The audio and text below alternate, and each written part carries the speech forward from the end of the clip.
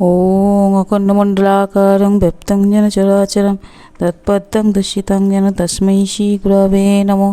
गुरुब्रह्मा गुरुविष्णु गुरुदेव महेश्वर गुरुदेव परं ब्रह्म तस्मै श्रीगुरवे नमो। पञ्चकल्पतरुभ्यश्च कृपासिन्धुभ्यैव च पतितानां पावनेभ्यो वैष्णवेभ्यो नमो नमः। अनन्तकोटि साधु गुरु वैष्णव चरणे दण्डवत् प्रणाम। ओं नमो भगवते वसुदेवाय नमः। ओं नमो भगवते वसुदेवाय नमः। ओं नमो भगवते वसुदेवाय नमः। আমি আজকে আমার সাধুগুরু বৈষ্ণব এবং ভক্তমণ্ডলীর চরণে প্রণাম নিবেদন করে গুরুর চরণে প্রণাম নিবেদন করে আমি আমার ভাগবত কথায় প্রবেশ করছি। অনলাইনে যারা আমার ভাগবত কথা শ্রবণ করছে তাদের মধ্যে ছোটদের আমি ভালোবাসা জানাই এবং বড়দের আমি প্রণাম জানাই। তো বাবা, যারা আমার এই চ্যানেলটা দেখছো তাদের কাছে আমার অনুরোধ, তারা লাইক শেয়ার এবং সাবস্ক্রাইব করে আমার পাশে থেকো। যারা এখনও আমার চ্যানেলটা সাবস্ক্রাইব করনি, যদি আমার ভিডিওগুলো ভালো লাগে তাহলে কিন্তু তোমরা সাবস্ক্রাইব করে লাইক করে আমার কিন্তু পাশে থেকো, তোমরা শেয়ার করে পাশে থেকো, যাতে আমি আমার এই চ্যানেলটাকে একটু এগিয়ে নিয়ে যেতে পারি। তোমাদের সাপোর্ট সেই জন্য খুব দরকার। তাই তোমরা আমার মানে পাশে থেকো তোমরা সবাই। তো যাই হোক বাবা, আজকে যে টপিকটা নিয়ে বলবো সেটা হচ্ছে ভক্তি কী বা ভক্তি কী করে আসে। তো ভক্তি লাভ করা খুব কঠিন বাবা, কেন ভক্তি তো বাজারে কিনতে পাওয়া যায় না, ভক্তি অর্জন করতে হয়। তো ভক্তি আমরা কি করে অর্জন করব? বলছে ভক্তিতে কিন্তু ভগবান মেলে। ভগবান কি করে মেলে? টাকা পয়সা ধন দৌলত কোনো কিছু দিয়ে বাবা ভগবানকে কিন্তু কেনা যায় না। ভগবানকে একমাত্র ভক্তি দ্বারাই লাভ করা যায়। যত নিয়ম কানুন মানে সংযম তপস্যা যা কিছুই করো না কেন বাবা, সব কিছুর থেকে ভক্তি শ্রেষ্ঠ। ভক্তি যদি থাকে কারোর, তাহলে কিন্তু সে ভগবানকে লাভ করতে পারবে। তা না হলে কিন্তু হাজারো কিছু করলেও কিন্তু ভগবানকে কোনোদিনও সে লাভ করতে পারবে না। তাই ভক্তি সব থেকে বড়। তো আমাদের দেশে এখন এই ভক্তির খুব অভাব। তো যাই হোক, আমরা তো চেষ্টাই করব ভক্তি লাভ করে ভগবানকে যাতে লাভ করতে পারি বা ভগবত ধামে যেতে পারি, সেজন্য আমরা সবাই চেষ্টা করব। তো আমি আজকে বলবো ভক্তি কি করে লাভ করা যায় বা ভক্তি কি করে আসে। বলছে আমরা কি করব, প্রথমে যখন ভক্তিটা কিন্তু খুব ছোট্টবেলা, যখন খুব ছোট থাকে বাচ্চা, তখন থেকেই কিন্তু তার হৃদয়ে ভক্তি জিনিসটা, সে তো কিছু বোঝে না বাবা, তখন তার হৃদয়ে সেটাকে আস্তে আস্তে তৈরি করে দিতে হয়। কিভাবে তৈরি করব আমরা? তখন থেকে যদি সেই বাচ্চা যদি ভক্তি তার মধ্যে সঞ্চার করে দেওয়া যায়, তাহলে কিন্তু সেই বাচ্চা একদিন বড় হয়ে ভক্তিযুক্ত তৈরি হবে এবং সে কিন্তু খুব বড় সাধক হতে পারবে। তো সেই জন্য কি করতে হবে, আর একটা সন্তানই কিন্তু পারে একটা বংশকে উদ্ধার করতে। অর্থাৎ তাদের যে পূর্বপুরুষ আছে, তারা যা কিছুই মানে যদি তারা কোনো রকম পাপও করে থাকে বা যা কিছুই করুক না কেন, একটা যদি ভক্ত সন্তান যদি সৃষ্টি হয় কোনো বংশে, সে কিন্তু তার পিতৃকুল মাতৃকুল সব কিছু কিন্তু উদ্ধার করতে পারে। তো সেই জন্য প্রথমেই আমাদের দায়িত্ব হচ্ছে সেই বাচ্চাকে তৈরি করা। তো প্রথম বাচ্চা যখন ছোট থাকে তখন তাদের মন থাকে কেমন, সাদা কাগজের মতো। তো সেই কাগজে যা লেখানো যায় তাই কিন্তু মনে তাদের গেঁথে যায়। মানে তখন যেভাবে তাকে শেখানো যাবে সে কিন্তু তাই শিখবে এবং তার ভেতরে কিন্তু সেটা অন্তরে অন্তরে গেঁথে যাবে। একটু একটু করে সে কিন্তু তৈরি হবে। যখন ঠাকুর বানানো হয় তখন মাটিটা কিন্তু নরম থাকে, অর্থাৎ নরম মাটিতে আপনি যা বানাতে চাইবেন তাই কিন্তু তৈরি করতে পারবেন।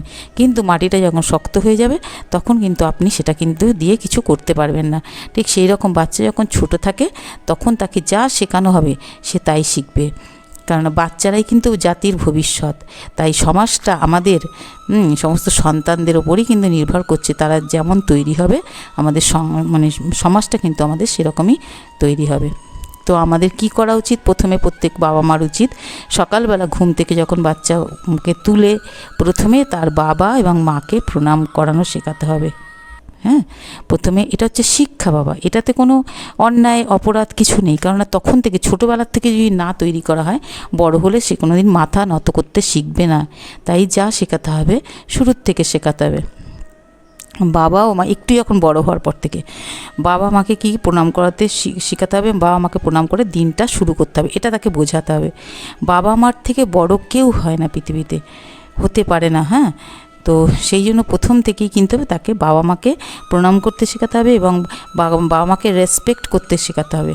যা তা বলবে, মানে একটু যখন বুলি ফোটে, একটু যখন ভালো মানে বলতে শিখে, কথা বলতে শিখে যায়, তখন যা তা কথা বলবে, এটা যেন না হয়, সেটার জন্য প্রথম থেকে রেসপেক্ট করতে শেখানো উচিত। কারণ শিক্ষাটা প্রথম ঘর থেকেই কিন্তু শুরু হয়, প্রথম শিক্ষা ঘর থেকে হয়।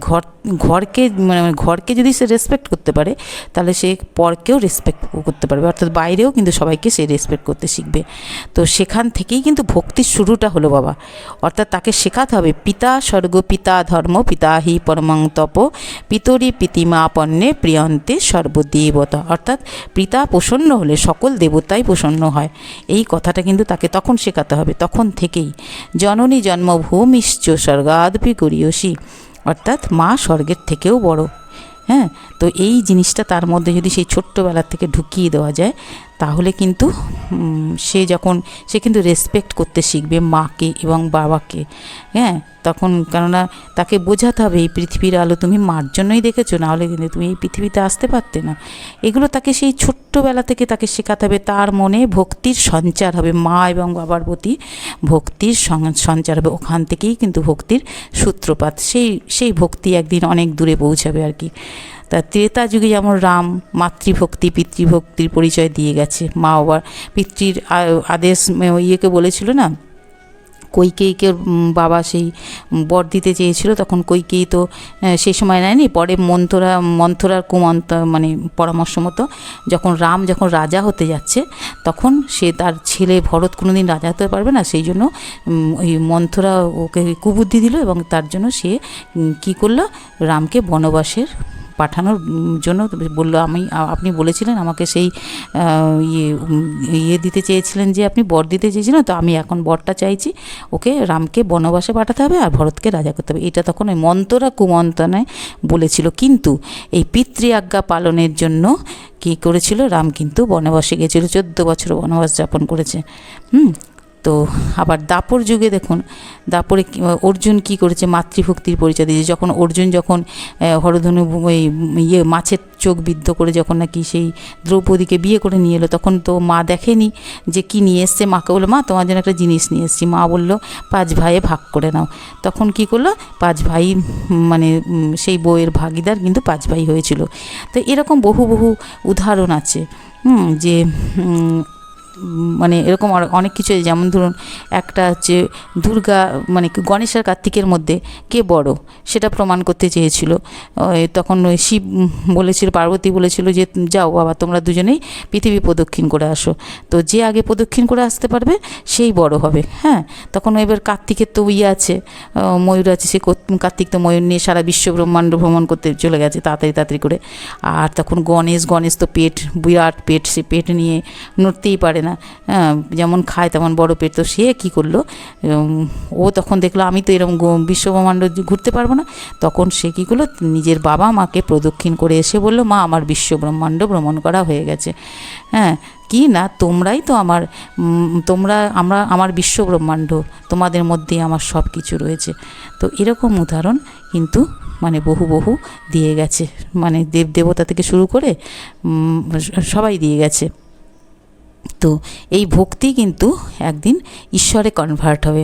এই ভক্তি যখন আস্তে আস্তে করে গাঢ় হতে থাকবে এবং তারপরে কিন্তু সেই ভক্তি কিন্তু ঈশ্বরের দিকে চালিত হবে, তবেই তো আমাদের দেশে রামপ্রসাদ বিবেকানন্দ এবং রামকৃষ্ণের মতো মহামানবের আবির্ভাব হবে, অর্থাৎ এরাই একদিন মানব থেকে মহামানবে পরিণত হবে।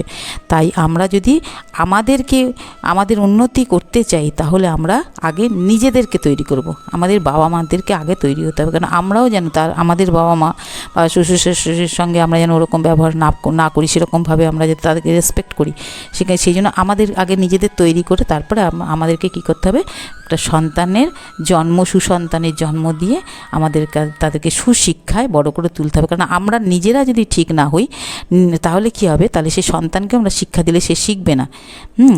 তখন সে তো উল্টো করে দেখাবে না। তো সেই জন্য নিজেদেরকে আগে তৈরি করতে হবে। তাহলে করে সুশিক্ষায় একদিন সন্তানকে যদি বড় করে তুলি, তাহলে সমস্ত বিশ্ব একদিন মানব থেকে মহামানবের মিলন ক্ষেত্র পরিণত হবে।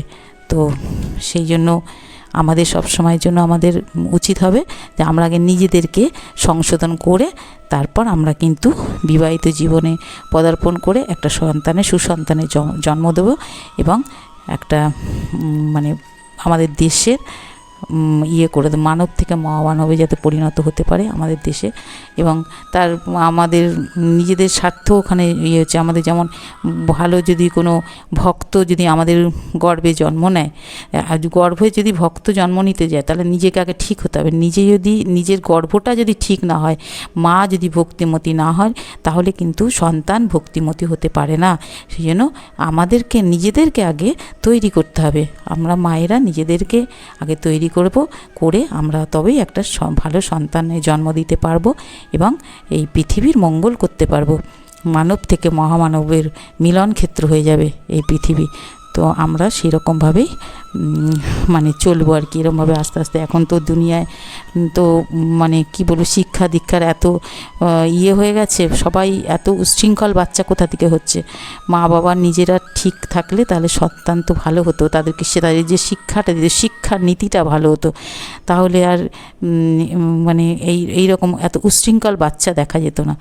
তো সেই জন্য আমরা কি করব, এখন থেকে অন্তত পক্ষে নিজেদেরকে সংশোধন করব, যেটা আমাদের নিজেদের ভবিষ্যতের ক্ষেত্রেও ভালো হবে সেটা, এবং এই পৃথিবীকে আমরা বাঁচাতে পারব।